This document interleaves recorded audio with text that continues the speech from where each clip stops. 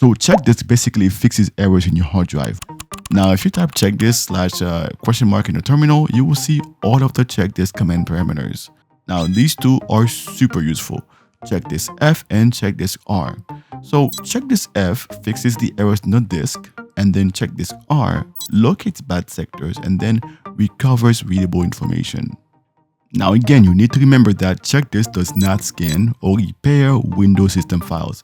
Instead, Chkdsk scans or repair the file system or the base file structure of your hard drive. So it's a very interesting nuance to keep in mind.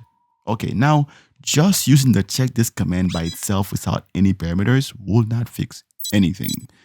Instead, it will just do a basic scan.